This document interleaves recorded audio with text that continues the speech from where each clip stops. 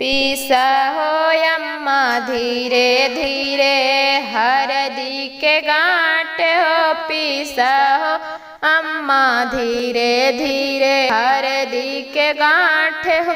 पहिला हरदिया अम्मा पहिला हरदिया अम्मा पंडित जी चढ़ाई है हो। तब तू चढ़ाई है अम्मा तब तू चढ़ाई है अम्मा पापा जी के साथ हो।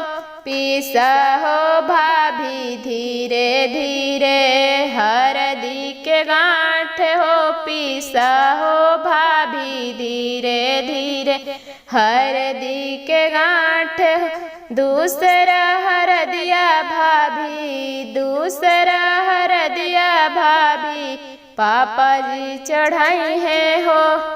तब तू चढ़ाई है भाभी तब तू चढ़ाई है भाभी भैया जी के साथ हो।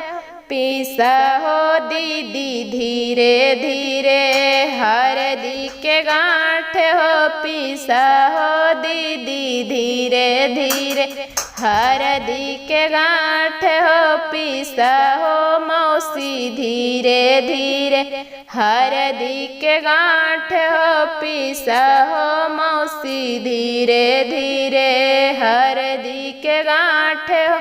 पीसा हो अम्मा धीरे धीरे हरदी के गांठ हो। पीसा हो अम्मा धीरे धीरे हरदी के गांठ हो।